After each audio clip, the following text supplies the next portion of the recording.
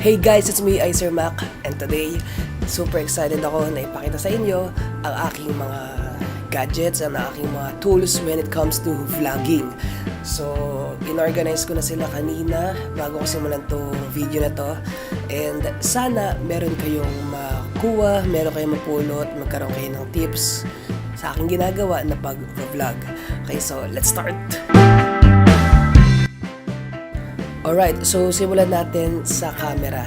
Siyempre, di ba kapag nag-vlog ka, ang unang-una dapat na isaalang-alang mo ay ang camera. Tatlo ang aking camera ginagamit pagdating sa pag-vlog. So, una, itong Sony Cybershot 8800 na mayroong 20.1 megapixel. So, ginagamit ko siya kapag sa aking every other day vlog. Okay? So, gusto ko siya kasi nakakapag-zoom siya up to 20 times. So, kahit malayo na yung object or yung image na yun, pwede siyang ma-zoom in basta gamit mo itong Sony Cybershot 8800. Tsaka, magaan lang din siya gamitin. Next, ang aking pangalawang ginagamit naman, pagdating naman sa adventure, halimbawa, umakyat kami ng bundok, like sa Mount Parawagan, at nung kami rin ay pumunta sa Wawa, ay ito, ang maliit na Supremo 4K. Okay, so, lagi ko itong bitbit, to Supremo bag na to, para sa aking Supremo 4K. Ito, pwede siya makapag-video up to 18 megapixel at the same time 4K ang resolution. So, okay na okay siya pagdating sa iyong mga adventure. So, dito, ang bitbit mo rito, lagi, syempre, yung charging dock niya at extra battery. Okay, so ang pangatlong gamit kong camera ay yan. Yung gamit ko ngayon, iPhone 7 Plus.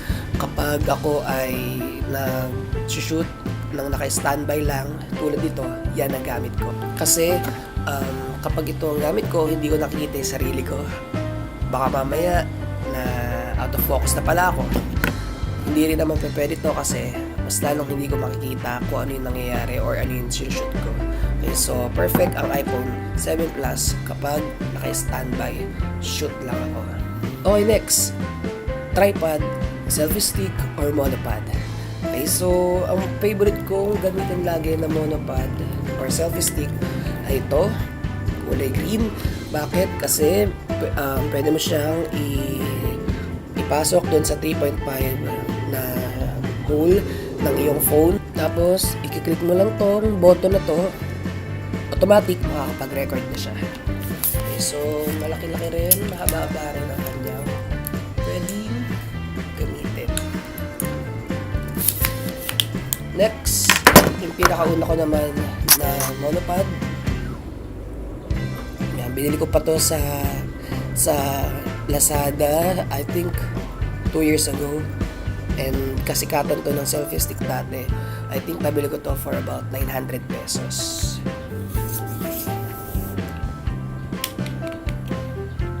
Mahaba rin siya. Pangatlo ko naman na ginagamit, actually di ko pa siya nagagamit kahit kailan kasi medyo malayo pa ang summer. At ginagamit siya sa beach. Floater.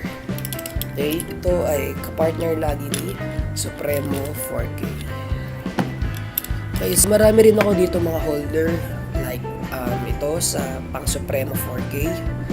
Tapos phone holder, another phone holder, at para sa Supremo 4K.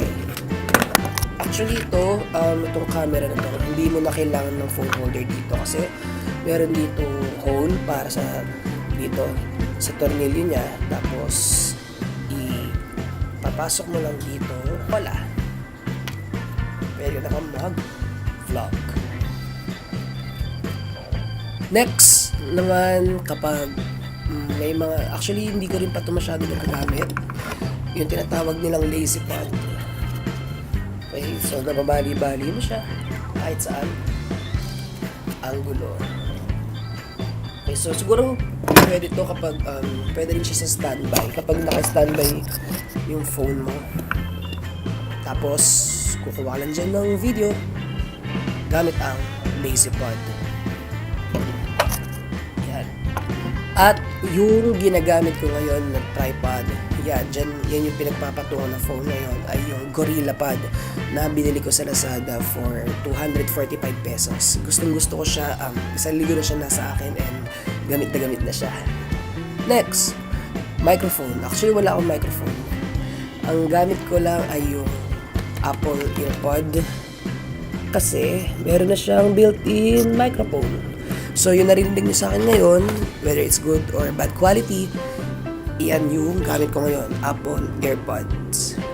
Yan. Nakakonect dyan sa cellphone.